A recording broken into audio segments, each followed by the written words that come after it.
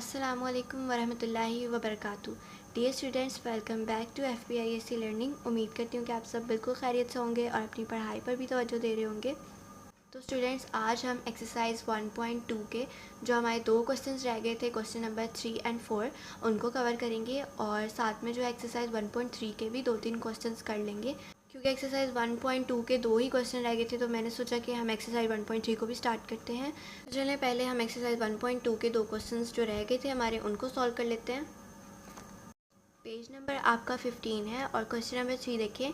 Fill in the following blanks by stating the properties of real numbers. ठीक है, 3x + 3 bracket y - x bracket. A वाला part है is equal to 3x + 3y - 3x। अब आपको उन्होंने कहा है कि आप fill in the blank solve करें। तो यहाँ पे देखिए कौन सी प्रॉपर्टी अप्लाई हो रही है। ये तो आपको सिंपल पता चल रहा है कि देखिए जब 3x जो है यहाँ पे वो तो सेम ही रहा है और जो 3 है उसको मल्टीप्लाई किया गया है y के साथ और 3 को x के साथ भी मल्टीप्लाई किया गया है, तो आपके पास ये चीज़ आ गई है। तो इसको हम डिस्ट्रीब्यूटिव प्रॉपर्टी कहते हैं क्योंकि हमने 3 को जो है डिस्ट्रीब्यूट कर दिया, हमने उसको दोनों नंबर से मल्टीप्लाई कर दिया। ठीक है, तो ये आपकी है डिस्ट्रीब्यूटिव प्रॉपर्टी। इसके बाद सेकेंड है 3x - 3x + 3y।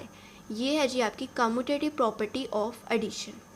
अब ये कम्यूटेटिव प्रॉपर्टी क्यों है? देखिए अगर हम इन वैल्यूज़ को मल्टीप्लाई करते हैं जिस तरह हमने पहले वाले पार्ट में किया, 3 को y से मल्टीप्लाई किया और 3 को x से मल्टीप्लाई किया, तो यही सेम चीज़ बन रही है। और हमने कम्यूटेटिव प्रॉपर्टी में यही पढ़ा था कि अगर आपका ऑर्डर चेंज भी हो जाए तो जो आपका रिजल्ट होगा वो सेम आएगा, तो उसको हम कहेंगे कम्यूटेटिव प्रॉपर्टी। तो इसलिए ये वाला जो आपका बी पार्ट है इसका आंसर है कम्यूटेटिव प्रॉपर्टी ऑफ एडिशन। ठीक है, सी वाला पार्ट है इज़ इक्वल टू 0 + 3y। ये है जी एडिटिव आइडेंटिटी।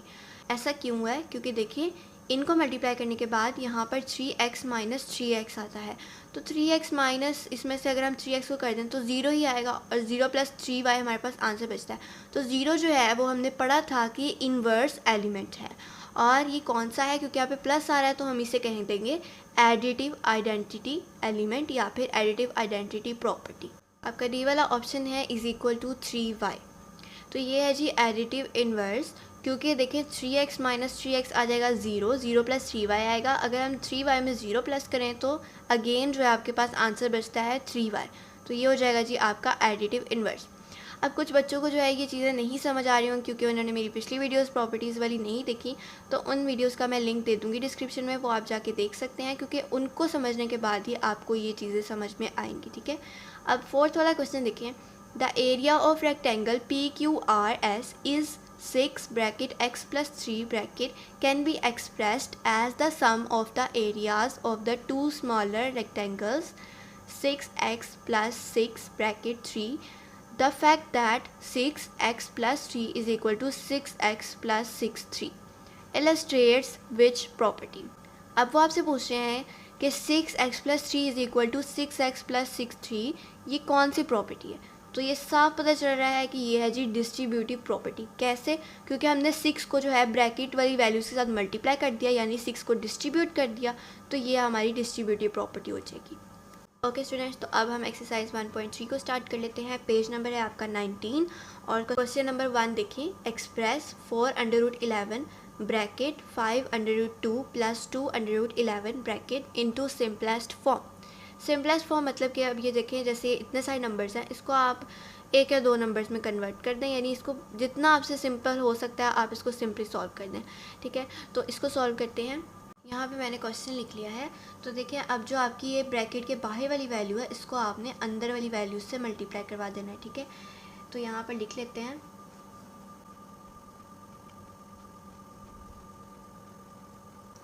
ठीक है, अब मैंने इसको सिंपल लिख दिया है। 4√11 मल्टीप्लाई बाय 502 + 4√11 मल्टीप्लाई बाय 2√11। अब इसको आगे देखते हैं किस तरह सॉल्व करना है। अच्छा जी, यहाँ पे हम अपनी आसानी के लिए पहले जो है इतनी चीज़ को सॉल्व कर लेते हैं और प्लस की दूसरी साइड पे इस चीज़ को हम थोड़ा सा फ़िलहाल के लिए अलग कर लेते हैं। अब देखिए 4 को 5 से मल्टीप्लाई करते हैं तो हमारे पास आंसर आता है 20। √11 को मल्टीप्लाई करते हैं √2 के साथ तो आपके पास आंसर आता है √22। ठीक है, इसके बाद प्लस वैसे ही रहेगा और 4 को अगर हम मल्टीप्लाई करें 2 के साथ तो हमारे पास आंसर आता है 4 2 ज़ा 8। और अंडर रूट 11 को अंडर रूट 11 से मल्टीप्लाई करें तो आपके पास आंसर आता है अंडर रूट 11 का स्क्वायर।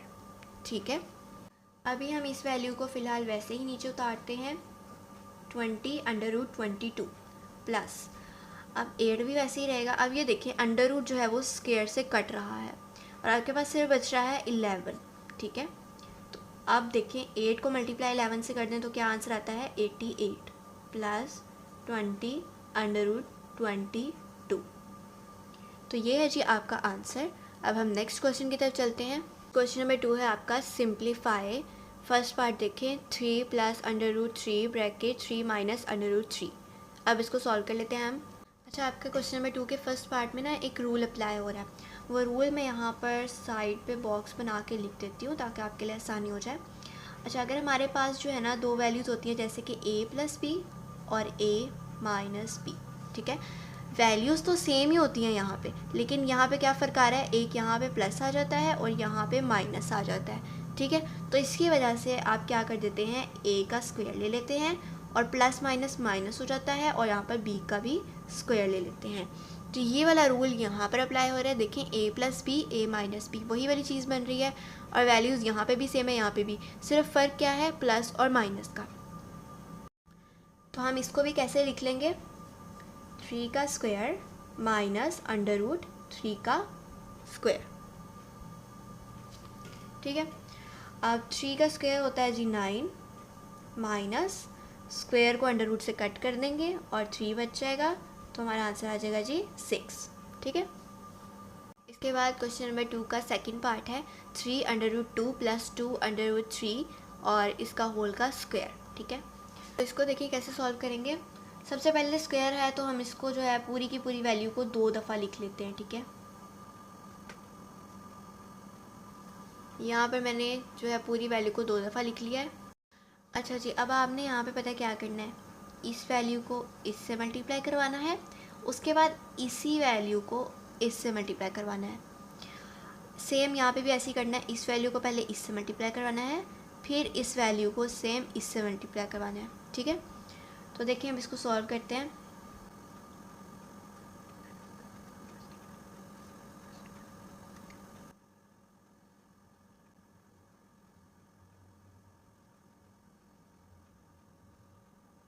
तो ये देखिए यहाँ पे मैंने सब वैल्यूज़ को मल्टीप्लाई और प्लस करके लिख लिया है। इस वैल्यू को पहले मैंने इससे मल्टीप्लाई किया है, फिर इस वैल्यू को इससे किया है और इसको इससे और फिर इसको इससे। ठीक है, तो यहाँ पे मैंने सारी वैल्यूज़ लिख दी हैं इस तरह से। अब हम इनको फर्दर सिंप्लीफाई कर लेते हैं।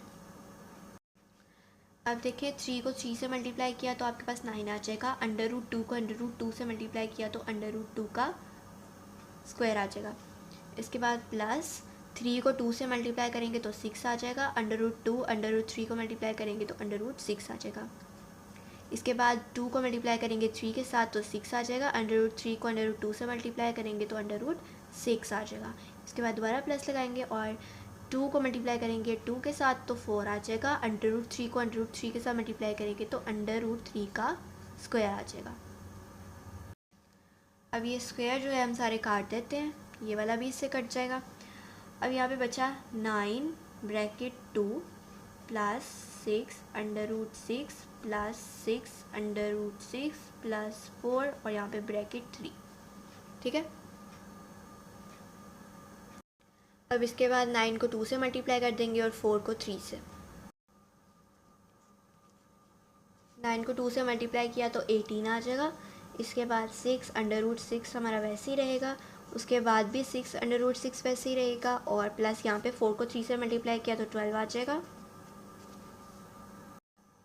अब देखिए जी 18 को वैसे ही रहने देते हैं और यहाँ पर 6 को अगर हम 6 पे प्लस करें तो यहाँ पे 12 आएगा।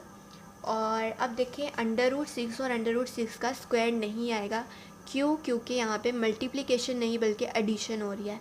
तो एडिशन में हम इसका स्क्वायर नहीं लेंगे बल्कि बस एक दफ़ा जो है वो अंडर रूट 6 आ जाएगा। ठीक है, और प्लस 12 वैसे ही रहने देते हैं। अब हम 18 और 12 को प्लस कर लेते हैं, यानी एक साइड पे इन दोनों को ले आते हैं और यहाँ पे हमारे पास बच जाएगा 12 अंडर रूट 6। 18 और 12 को प्लस किया तो यहाँ पे 30 आएगा और यहाँ पर 12√6 वैसे ही। तो ये है जी आपका आंसर। अच्छा जी, यहाँ पे क्वेश्चन नंबर 2 का थर्ड पार्ट मैंने लिख लिया है। तो अब जैसे हमने पहले जो है इन दोनों वैल्यूज़ को मल्टीप्लाई किया था, उस तरह से मैं सिंपली मल्टीप्लाई करके लिख देती हूँ।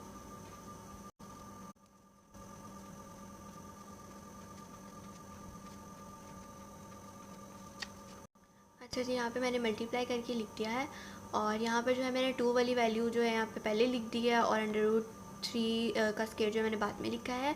तो अगर आप ना भी इस तरह अरेंज करें तो कोई मसला नहीं है। अच्छा, इसके बाद आगे सॉल्व करते हैं। तो यहाँ पर हमारे पास आता है, इसको हम कट कर देते हैं पहले स्क्वायर को, और यहाँ पर सिर्फ 3 बच जाएगा। और यहाँ पे अगर हम √12 को √3 से मल्टीप्लाई करते हैं तो हमारे पास आंसर आता है √36 प्लस 2 √12 और प्लस 2 √3 को हम वैसे ही रहने देते हैं। अब √36 जो है वो 6 होता है और प्लस 2 √12 प्लस 2 √3 प्लस 3। अब हम जो है 3 को पहले ले आते हैं और 6 प्लस 3 कितना हो जाएगा 9 प्लस 2 √12 प्लस 2 √3। तो यही जो है आपका आंसर है। इसके बाद अब हम फोर्थ पार्ट सॉल्व कर लेते हैं। फोर्थ पार्ट है आपका √x plus √y √x minus √y x plus y x square plus y square. अब देखिए, अगर यहाँ पर भी देखा जाए तो वैल्यूज़ दोनों ब्रैकेट्स में सेम है, प्लस और माइनस का ही सिर्फ डिफरेंस है। तो हम क्या करेंगे, √x का स्क्वायर माइनस √y का स्क्वायर लिखेंगे। यहाँ पर देखें, जैसे हमने पहले क्वेश्चन में रूल अप्लाई किया था उसी तरह से इस क्वेश्चन में भी हम रूल अप्लाई वही वाला कर लेंगे। √x का स्क्वायर माइनस √y का स्क्वायर। अब आगे वाली वैल्यूज़ फ़िलहाल हम वैसे ही लिख लेते हैं, x प्लस वाई और x का स्क्वायर प्लस y का स्क्वायर। ठीक है। अब यहाँ पे देखें, ये स्क्वायर से कट हो जाएगा, ये वाला भी स्क्वायर से कट हो जाएगा। तो आपके पास क्या बचेगा, x माइनस वाई। बाकी की वैल्यू ऐसे ही लिख लेते हैं। अब देखें, इसमें और इसमें भी सिर्फ प्लस माइनस का डिफरेंस है, बाकी वैल्यूज़ तो सेम है। तो हम यहाँ पर फिर से वही वाला रूल अप्लाई कर लेंगे, x का स्क्वायर माइनस y का स्क्वायर, x का स्क्वायर प्लस y का स्क्वायर। अब इसको सॉल्व करने के बाद आपके पास बचता है x का स्क्वायर माइनस y का स्क्वायर, x का स्क्वायर प्लस y का स्क्वायर वैसे ही लिखेंगे। अब दोबारा से यहाँ पे सिर्फ साइन का डिफरेंस आ रहा है, बाकी वैल्यू सेम है, तो वही वाला रूल अप्लाई करेंगे, x का स्क्वायर माइनस y के स्क्वायर का स्क्वायर। तो अब आपके पास क्या बचा, x की 4 माइनस y की 4। तो ये है आपका आंसर। अच्छा जी स्टूडेंट्स, हमने एक्सरसाइज 1.3 के जो है पहले 2 क्वेश्चंस तो सॉल्व कर लिए हैं और अब हम जो है तीसरे वाला भी सॉल्व कर लेते हैं, क्योंकि इसमें कुछ खास समझने वाला नहीं है, बहुत इजी सा है। तो हमने इसमें क्या करना है, कंजुगेट फाइंड करना है। अब कंजुगेट किस तरह फाइंड करते हैं, अब देखिए जिस तरह से आपके ये जो है अंडर वाली वैल्यूज़, इन तीनों पार्ट्स में जो आपकी अंडर वाली वैल्यूज़ है ना, उनके साथ वाले साइंस को आपने उलट कर देना है, ऑपोजिट साइंस लगा देने हैं। जैसे √6 के साथ माइनस था तो आप यहाँ पे प्लस लगा दें, यहाँ पर √2 के साथ प्लस था तो आप इसका साइन चेंज करके माइनस कर दें, और √15 के साथ माइनस था तो इसका साइन चेंज करके प्लस लगा दें। तो ये आपने क्या किया है, कंजुगेट फाइंड कर लिया है। ठीक है, तो हमारे आज अल्हम्दुलिल्लाह 3 क्वेश्चन सॉल्व हो गए हैं। अब हम बाकी के क्वेश्चन जो है अगली वीडियोज़ में सॉल्व करेंगे। तब तक के लिए अल्लाह हाफिज़, मिलते हैं एक नेक्स्ट वीडियो में नेक्स्ट टॉपिक के साथ।